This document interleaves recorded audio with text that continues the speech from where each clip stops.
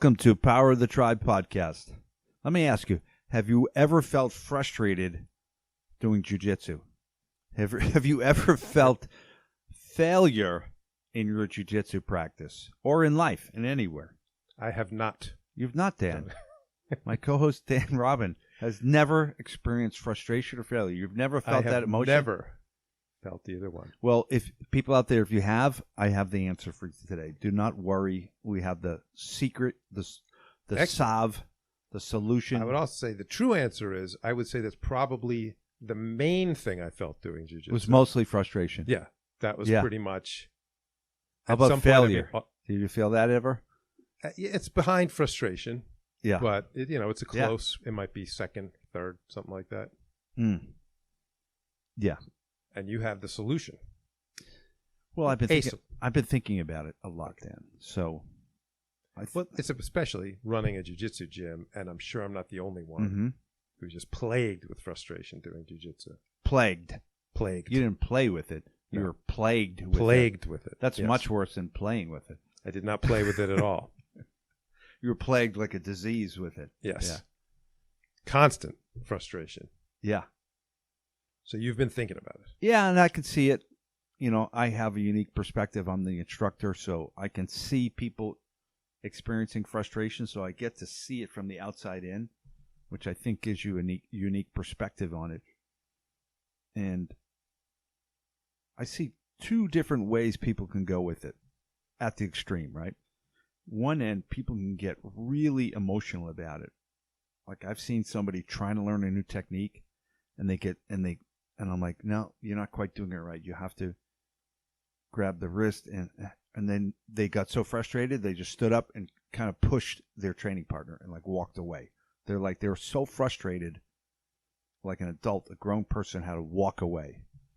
I mean, what do you think of that? That's pretty frustrating, right?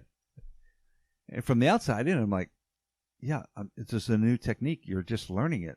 You've tried it a couple of times. You didn't get it perfectly right. And you know what I do now, Dan? I'm trying to be good about, I'm being very demanding because I want people to do things correctly and properly.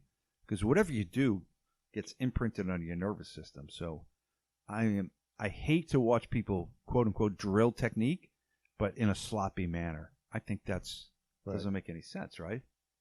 Right. Like you said, you're imprinting the wrong thing. You're imprinting the wrong thing. And then you have to try to unlearn it. And isn't it, I'm not a neuroscientist, but basically, Dan, doesn't all our behaviors, all our habits, all our knowledge, isn't it all represented by actual physical architecture in our brain and nervous system? Yeah. Yeah. So if you do something many, many times, the actual architecture of your brain is strengthening along those things. Yeah. It's sort of like the easy example they always used was in like psychology courses was just memorizing something. Like studying for a test. We all know you had to look at it again and again and again and again. You're actually, those neurons keep firing and firing and firing, right. And they're actually getting stronger. It's actually right. And the connection between the synapses gets wrapped in myelin sheathing, right? That's a big thing. What book was that I read? Forget. Was that like Daniel Coyle? Maybe he had that book that talked about that. But the myelin sheathing is like akin to insulation around an electrical current, right? Right. So the more insulated it is, the more efficiently and the more quickly the current moves between the two. So you could almost picture, like if you just introduced electricity to the brain, it would go down those pathways more easily now. Yeah. Like you've strengthened more them. quickly and more powerfully than it would some pathway with less myelin sheathing. Right. And that applies to jiu-jitsu. I said studying applies for to test, everything. But if you, for everything. So and scientists can't tell, but so if I do some kind of butterfly sweep, there's probably a piece of my brain that is actually doing it. You know what I mean?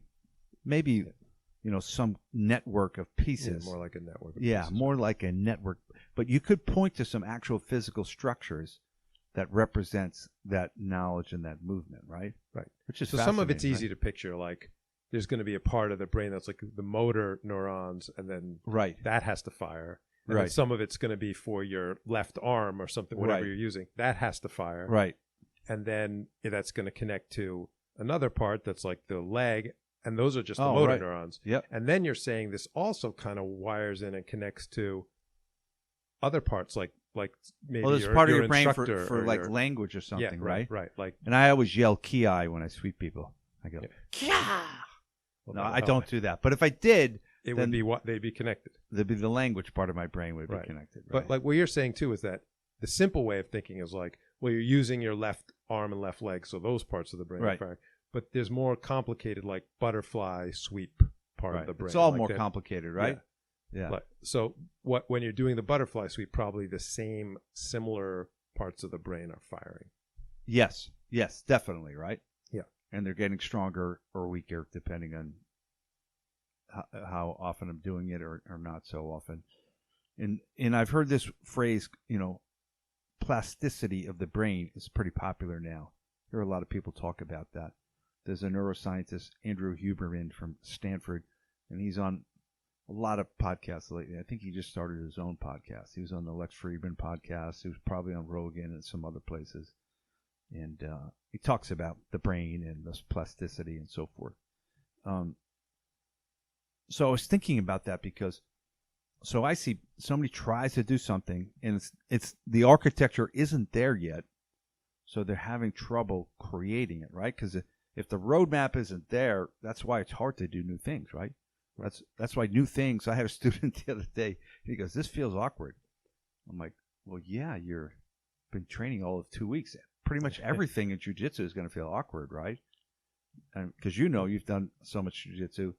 It's not like baseball or football or basketball. It's a different sort of pattern of movements, right? You do a lot of things in jiu-jitsu that you don't do really hardly anywhere else, I imagine. Yeah. Some can even be counterintuitive, right? Like they are, definitely. It's like certain chokes or something. It's like your instinct, like a guillotine, like where the first instinct is this kind of backward movement, and then you should lean into it. It seems like almost no one would do quite the right thing without being instructed. Yeah. Some might, but like... Or not that optimal thing, probably. Or just escaping from the bottom. When you're looking to escape, your instincts are to totally stretch your body out, move your head as far away as possible, and stretch out your legs as you're just trying to get away from this thing. But that often makes you vulnerable for your opponent to go around your limbs and pin you even more securely, right? So at any rate, people get frustrated. So I started thinking about that, and not everybody's the same. Like some people can get really frustrated, and some people don't get that frustrated at all. And when I looked at the people that were getting really frustrated, I was trying to figure out what's going on. What are they thinking? What are they believing? And I think it comes back to what we talk about so much here. You could say we might harp on it, is this idea of status and esteem. So I think they feel like they're losing esteem or losing status because they can't do the technique easily, immediately. And that makes them so frustrated that they almost get fixated on the emotion of frustration and they forget about the technique. They forget about jiu-jitsu. They're just like, I got to get out of here. And I think that is a huge mistake. And I think frustration is totally normal, obviously, and natural, right? We all have. Did you feel frustrated today at any point, Dan? I feel frustrated all the time. I feel frustrated right now. I totally hear you. I feel frustrated a lot. I think another side of it is I don't know how exactly it fits in, but it's something else you talk about or think about a lot too, which is personality type, right? Like some people just, we know people that just don't get frustrated. It's just not their way they're going to go. They're just not going to get frustrated. And some people, you're not surprised at all that they get frustrated. You're like, involves their, I don't know which words to use, but like their temper or their, their personality. There's probably a bell curve in the population of people, how they respond to frustrating events, right? Yeah. How emotionally they get and how unreactive they get. I think if you were completely unreactive, if you never got frustrated, that's probably not good either, right? Probably not as motivated, right? Yeah, you wouldn't give a shit about anything, right? How could you get anything done, right? So that's kind of my point today, is that frustration is important and it's actually essential for development. If I'm trying to do jiu-jitsu, if I never get frustrated, I can't have any motivation to get better, right? Examples.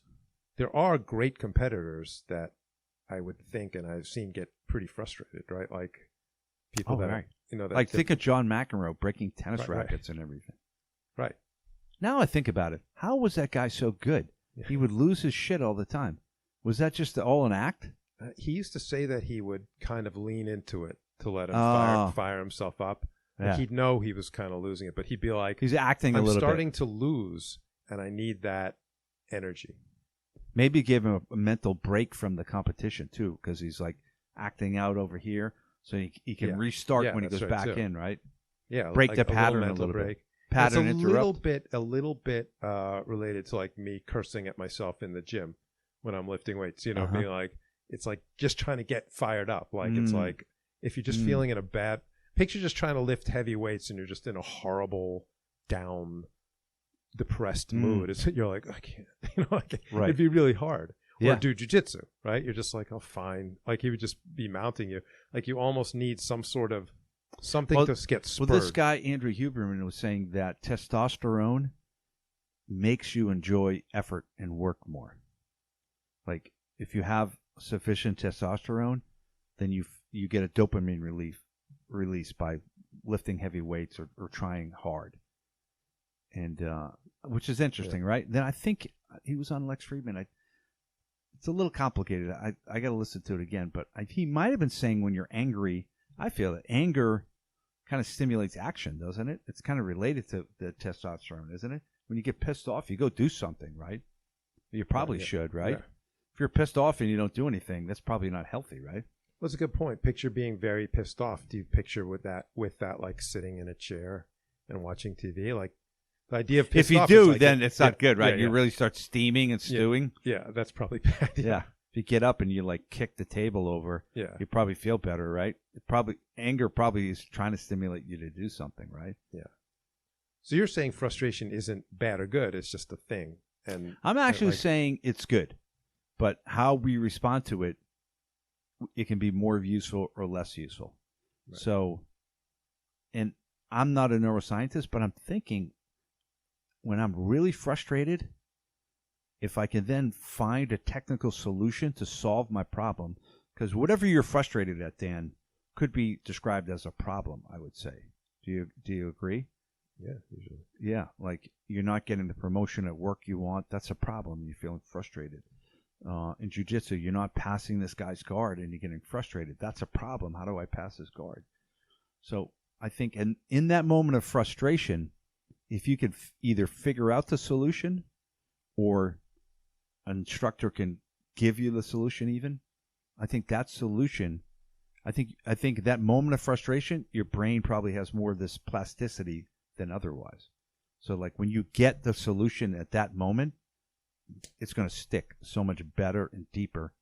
There's going to be more myelin sheathing going around that pattern than if I just explain to you in a classroom, Dan, this is how you're going to solve this future problem about passing this guy's guard. If I explain that to you in a classroom, you'd be like, oh, that's good. But if you were trying to pass this guy's guard for 20 minutes and you can't and you're getting frustrated, and then I show you the information that allows you to pass, that's going to stick a lot better. Does that make sense? Yeah. An interesting thing you're also pointing out is a part of jiu-jitsu, unlike, well, I mean, maybe other sports, but like central to jiu-jitsu is frustration, is like causing it in your opponent, right? Like people talk all the time about like, this is a good thing because then, like regaining guard or something. And it's like, and then if they go through all that to pass your guard and you just regain it, then they're frustrated and then they're not going to pass again. I think it's part of the game of jiu-jitsu. Well, I think part of the game of jiu-jitsu, Dan, is wearing down your opponent physically, and then what you're talking about there would be psychologically. Right. So if they're getting very close and they're getting thwarted again and again, they could decide, I'm going to quit trying. I'm not going to try as hard. And you're sort of breaking them psychologically. So, that's very interesting. I think it's funny how you think of it. You're like, and that's part of it is like breaking them psychologically. And I'm thinking more as like, and that's when I get broken psychologically. Which is another point, like the external point, which is there's going to be people that have legit more reason to be frustrated, like that if jiu-jitsu is coming slower to them, I would go out of my way to say, oh, right. For example, people that are instructors in jiu-jitsu might have had less frustration because they've been good. You know what I mean? Like they've been like, they picked it up quick. And I know not all, but like in general, they had success kind of early. People, they were told, oh, you're doing well. They kept progressing quickly. They're doing well against their peers. Like there's just going to be a little less frustration. I think that's completely realistic. Yeah. Than some other people. And I think the instructors would also have to realize that, like some, be like, well, just do it. And you realize like this person might be stuck more so than I was, or than someone else was. I think you're right, Dan. But I also think how people process their frustration is even a different category than what you're talking about. Yeah. There's some people that can be doing really well, but when they get frustrated, they get very emotional about it, and they get distracted from the technical solutions. You know what I mean? That's, I think, is the big key. So, right. So if I start focusing on, I think they do it unconsciously. They're unconsciously feeling like, oh my God, I'm losing esteem. I'm losing status. People think less of me because I can't frickin' do this. I think less of myself because I can't frickin' do this. That's a huge distraction from actually solving the problem and doing the thing. And so, yeah, I guess to your point, you're saying a universal point, totally separate from how good are you or how natural are you. You could be world class, and not handling your frustration properly. Right. You probably not, but possibly. There could be. You could be really good, and you're like having a temper tantrum, and you know what I mean? Like, and you're like and it's stopping you from winning the very top matches or something like that. I think so. Or you could be,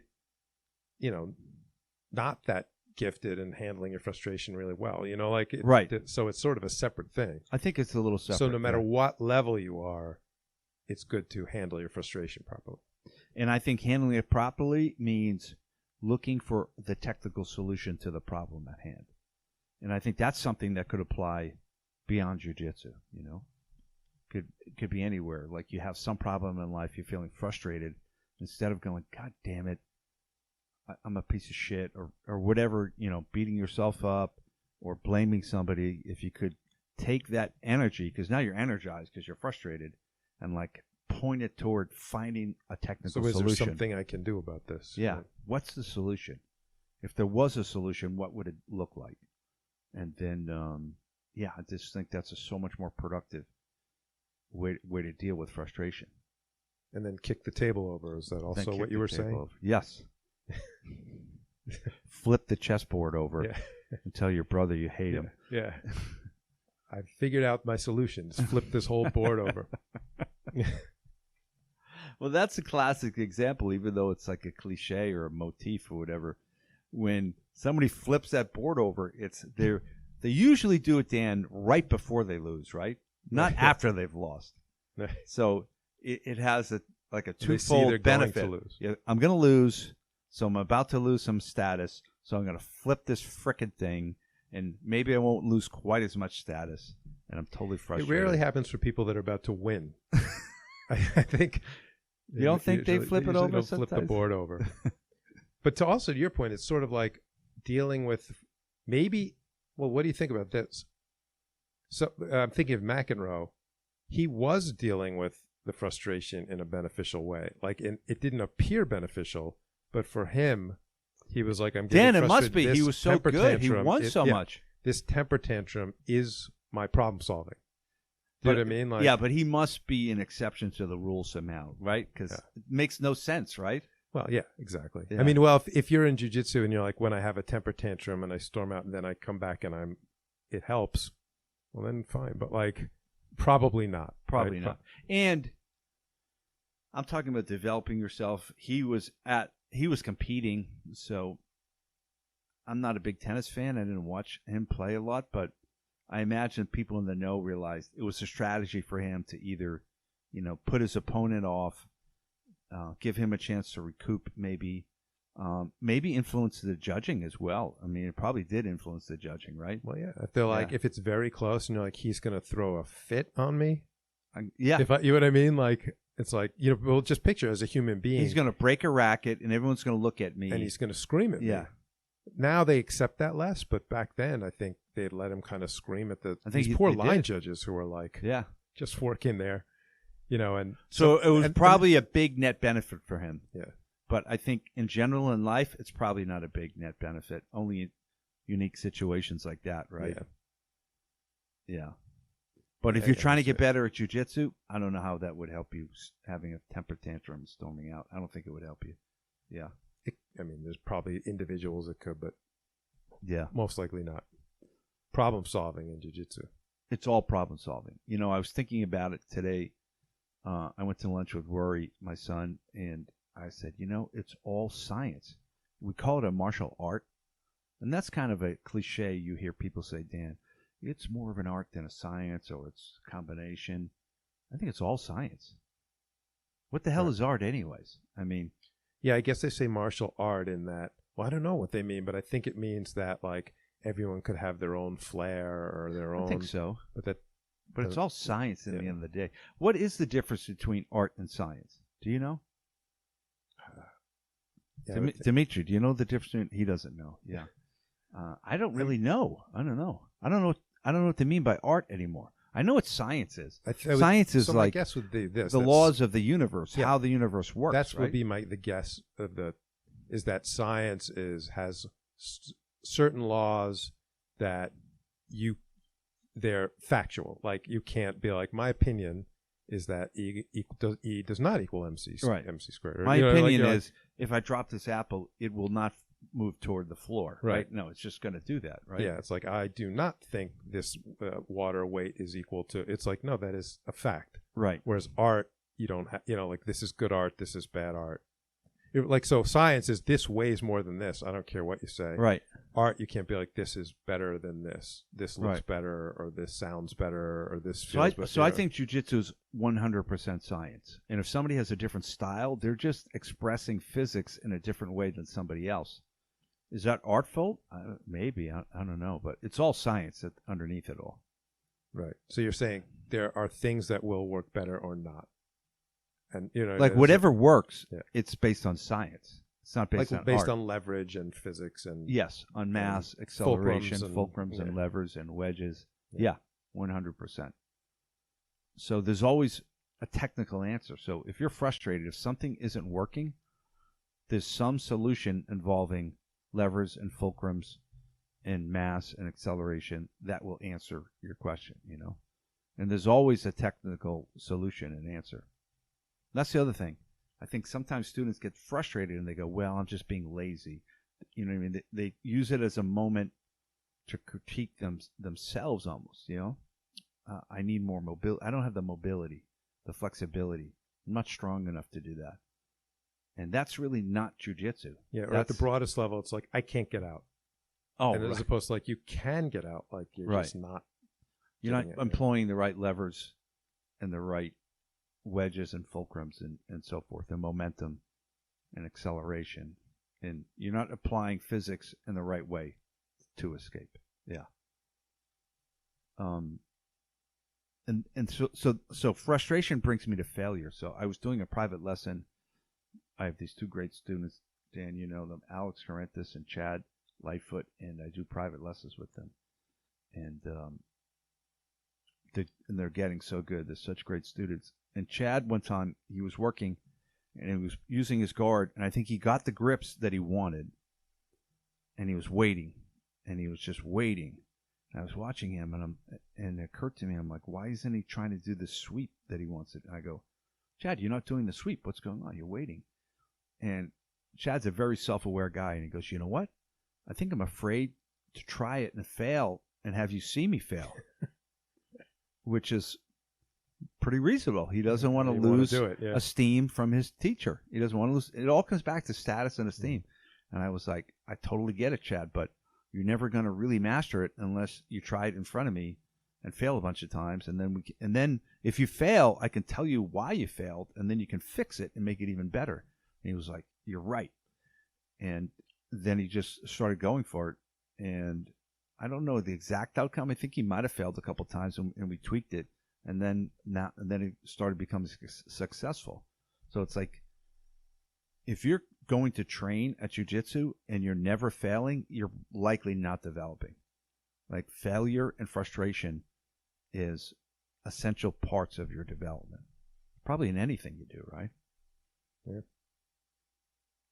I mean, I was listening to Dan Gable talk on some interview, and so Dan Gable is one of the greatest American wrestlers of all time, and it sounded like he had so much success that it made no sense to me at all. Like, he only lost one time in college. Out of 4 years, he lost one match. And then he went on to win the Olympics. But the way he described his career, it was almost as if, and in the Olympics, nobody scored a point on him, and he beat everybody. I think he won like an average score of like 10-0. And I was like, it almost doesn't make sense, right? Like, how is it possible? Who has a career like that where they never lose? I mean, I guess Floyd Mayweather in boxing, but I guess it's so rare that it's not even worth thinking about, right? Because it's unrealistic. Like, the 99.9999% of the rest of us have to deal with have failure. Plenty of failure. Actually, on average, we're having as much failure as we're having wins, pretty much, right? Because somebody's got to win, somebody's got to lose. So everyone's pretty much at 500, right? Yeah. The example I've heard about this, though, in sports, which is a great example, where, like, you better not get too frustrated, is baseball, right? Where it's like the greatest hitters get out almost every, 2/3 of the time. Oh, right. The best in the world are out 2/3 of the time they get up to bat. Right. You know what I mean? Like, so they have to put it behind them because they're going to fail every single game almost. Like, the greatest of all time, like, take a Ted Williams. His on-base percentage, what do you think it was? Like 500% or something? I don't know. Like less than that, right? No, he was batting like 400. Yeah, but that's his best season. So who? Yeah, No. Yeah, that's his best season, but he's getting like walked a lot too. But also, he's getting walked a lot too. That's right. I forgot about. So I think his on-base percentage is probably 500%, but then so half as much time he's getting out. Right, and nowadays there's no one like that. No, there isn't. No one bats 400 now. But I remember listening to Ted Williams speak, and he almost had like this distorted perspective. He was like, pitchers, he would say pitchers are the dumbest animals on the planet. Yeah. Like, he didn't consider them human. So he had this weird distorted point of view. He hated them? Not only did he hate them, he thought they were stupid and ineffectual. So in his mind, he was basically hitting a home run 90% of the time, and so I think that probably helped him deal with any frustration he had, But the idea is, and that's also, they say of the bet, like Tom Brady and like a lot of the greats, they say one of their key components they have, because Brady's another good example where it's like he's not the fastest, he's not the strongest, it's like all these things, it doesn't seem the most athletic. I'm willing to bet pretty much that even at, what's Brady, 6'4"? He might be 6'5", Dan. 6'5"? He's pretty big. I'm betting he still can't dunk a basketball. Oh. You know what I mean? Like, so it's like, he's just not a great, so he's an interesting person to study because you're like, why is he the best? And we're not going to go into a whole Tom Brady thing, but one of the things is, so they all have to be sort of more intangibles. And one of them is putting stuff behind you quick. You know what I mean? Like, if you have a humiliating interception, and we've seen it in recent years, it's like, oh my God, that was horrible. Like, you were in this really important spot and you just threw it right to the other team. Right. He comes right back out, like, no problem. He does, yeah. Like, or getting down 38-3, it's like, no problem, right back out. And so, I would say with him, Dan, you called it intangibles, but it's probably not that intangible. I suspect he's the greatest of all time at processing information, like seeing the defense and seeing what's going on and throwing it to the most likely place to get a reception instead of an interception. I think that's the core of what he does. Yeah. I always said this. I don't think that's why he has to win twice as many Super Bowls before people say he's the greatest of all time, because people resist it. They don't like that. They want to be like. I think it's harder to see, Dan. It's harder to see when a guy like this guy just runs shifting. He shifts a little bit in the pocket, and like he throws it away, and they're like, "Well, that's nothing. That's a non-play." No, that was a great play. He didn't get sacked. He didn't throw an interception. Right. That's a great play. And then somehow he makes another pass where they just make enough yards to get a first down and keep it going. Like right. those sometimes are even better plays than, Mahomes, right. who's just spectacular, like diving in the air, twisting his body, throwing it underhand 40 yards down the field, doing that during right the on Super target, Bowl, right? and, Unbelievable. But people prefer that. They want people. Well, that's people more obvious, right? People don't want to be a grandparent with their grandkid on the knee. Like, I saw the best ever. He could just read the defenses. The way that man processed information, he always breathtaking. He always identified the best matchup and put it where it could in a catchable ball. Like, you know what I mean? But that all adds up to better performance, right? Yeah, people don't like that though. No. As I say, even Floyd Mayweather, 50-0, he doesn't have the people like Mike Tyson, right? Like the people like love Mike Tyson. He could knock it. They? He was scary, and he'd not like they get adrenalized. Like people were scared of him. He'd spectacular, knock their head into next week, and yeah. And Floyd's technique. People don't want to be like, I saw the best ever. He was really figured out how to not get hit for the most part. And, exactly. Pepper people, and frustrate them, frustrate them, clearly land more punches. Like, it doesn't have the same ring. Land a few more punches per round in order to get the nod from the judge per round. Right. Yeah. Spectacular. Yeah. Fascinating.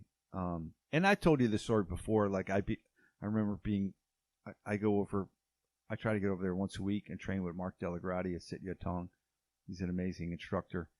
And I can remember years ago, early on, I would feel, I'm going to shadow box in front of him and feel a little self-conscious. Then finally dawned on me, like, no, I want to be my genuine self so he can help me fix my mistakes, That's another good example, because I could see myself. I can't think of a specific example, but I'm sure I've done it. So it's sort of like, why don't you shadow box in front of your trainer? And you feel like, well, I'm not going to do anything that looks too stupid. Do you know what I mean? Like, right. I'm going to just I know I can throw this jab okay, for example, and some 1-2s, and I'll make sure I bring my hands back, and I'll look okay. And to your point, it's the exact wrong thing. Like, do whatever. Do throw everything so he can see things you're bad at. Absolutely. Where it's human nature to avoid being seen. It is. Looking bad. We don't want to look bad, a.k.a. we don't want to lose status. Yeah. Esteem. And it's just a trap. It's a disaster. Yeah. So that was my deep thought this week, Dan, about feeling frustrated and experiencing failure in the academy. It's essential to development. And I think if you have the right culture in the academy and the right process of development, it doesn't hurt as bad either.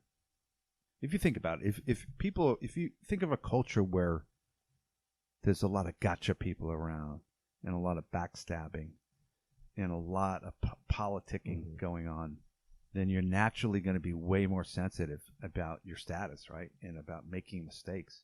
You don't want to be vulnerable, right? You could literally lose status in a group, in an environment like that. Right. And we've talked about recently the people in the gym, maybe in the one I'm talking about that, very, very good jiu-jitsu players that are like, they'll go light and sort of let someone tap them and have no ego about it at all. Like, they will not mention, like, I was going light. They will not then go tap the other guy back to be like, look, I'll show you, you couldn't really do that if I, they just, they don't think at all like, I wonder if that guy thought he really tapped me because like, they're just like status free, seemingly getting there, like, just like, I'm not worried about that. And it's very valuable. It's very valuable to the gym, right? It's very helpful. I think so. Yeah. Oh, and Dan, I had a couple examples where I felt frustration and I learned something. So I think I was a white belt and I was training with this guy. I won't mention who it is, but he was really good, blue belt, very strong, really good, more experienced than me. And I would roll with him, just free roll. And my memory was we would go for a long time, like maybe an hour. And basically, I would start in his closed guard with the gi, and he would kind of like arm drag me, get to my back, and choke me out. And then we restart, and he would do it again, and again, and again. And I wasn't going easy. I was like fighting for my life, like every time. But I was an idiot. I didn't know what the hell I was doing. And meanwhile, he would never tell me anything I was doing wrong. Right. So I was basically like... a live wrestling dummy. You ever see those wrestling dummies they have out there?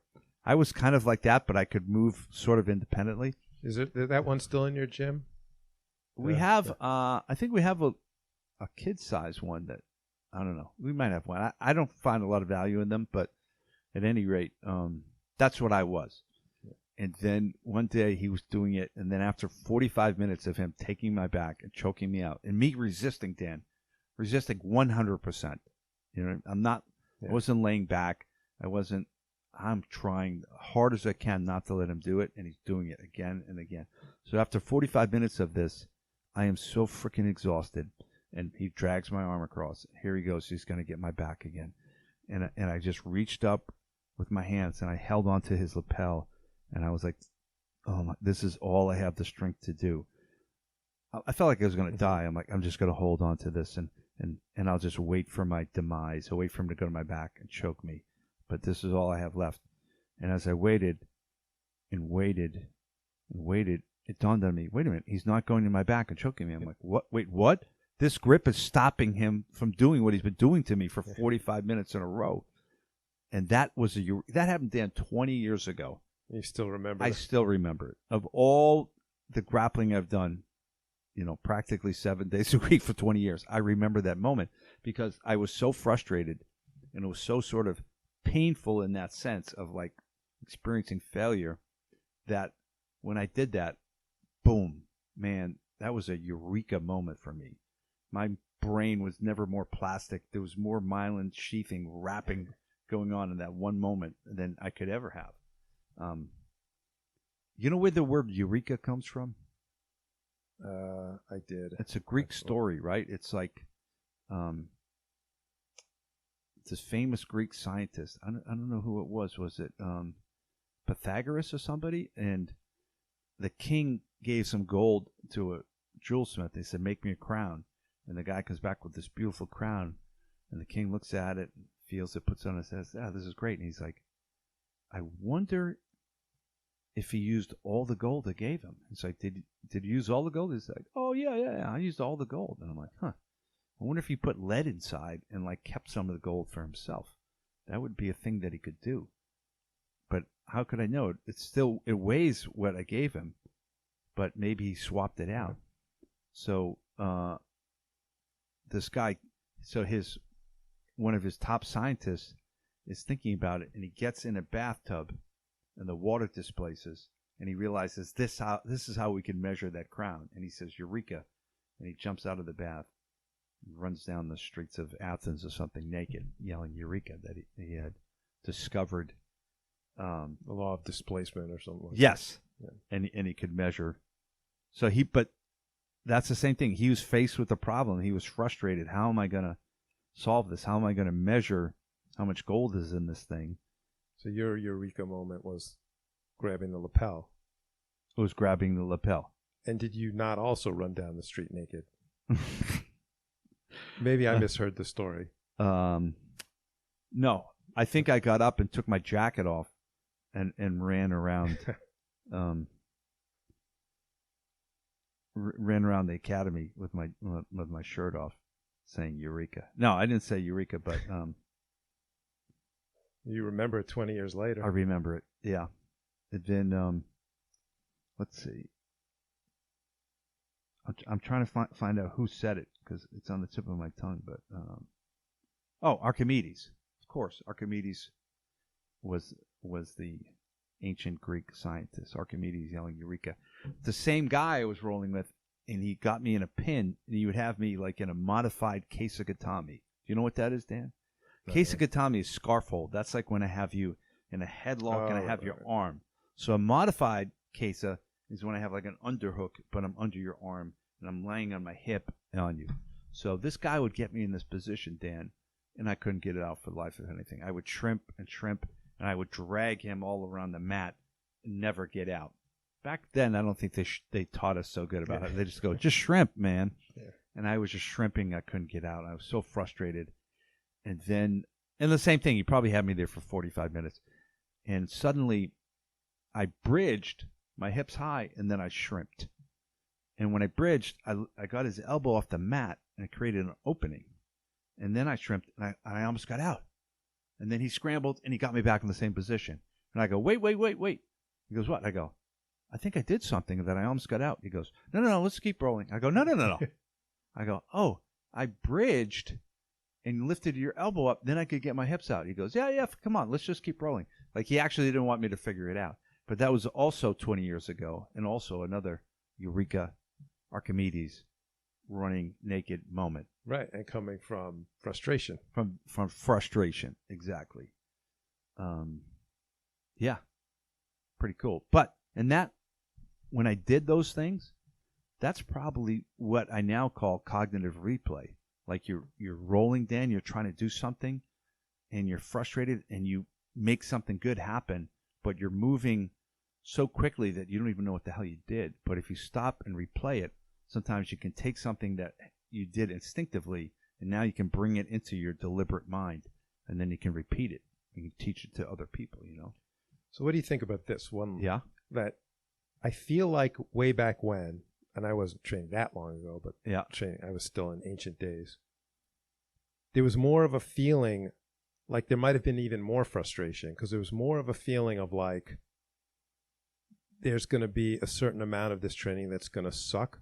Yeah. Compared to today. Because I think today there's more of like, if I don't like it, I'm not doing it. Do you know what I mean? Like, so I'll give you an example. No, I don't know what you mean. I can give you a few examples. Yeah. One is they just be like, today we're going to train flipping you over the back.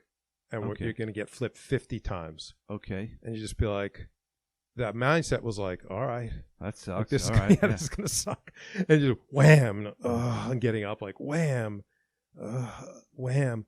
And I feel like today it's changed. Like, I think from on the instructor side, instructors are like, I'm not going to have these guys get flipped 50 times. People are softer today. Is that what it is? I don't know. I think it's the instructors don't do Maybe. it as much. And I feel like the students, they mostly do it, but I think they'd be more like, what is this? Like, what do I need to be flipped 50 times? I think back then it was like, all right. Like, I don't think there was that questioning. I totally agree. We never questioned anything. So, right. We did some grueling stuff too. Yeah. Right. And so, like, to your example, you're like, he held me down for 40 minutes with this hold.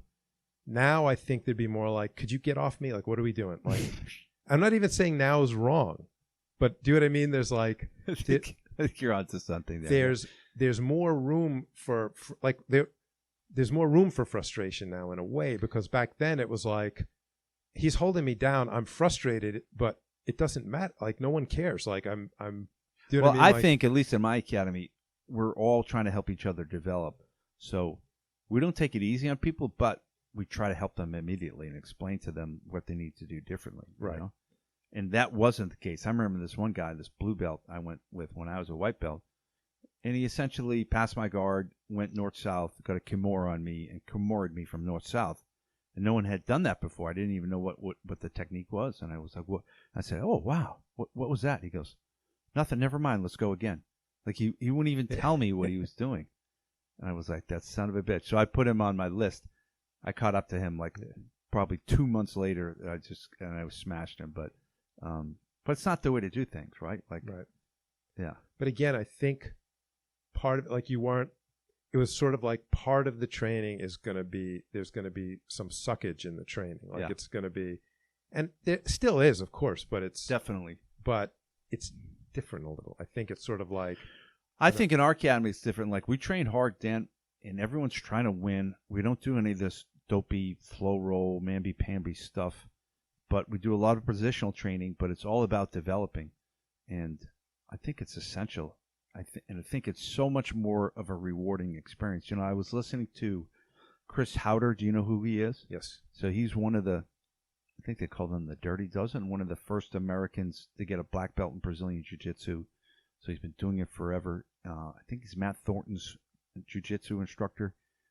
And he goes on a lot of podcasts. Very interesting guy, has a lot of great information. He said something that I differed with slightly. So what he said is, go to jiu-jitsu to have fun, because when you're having fun, you can learn.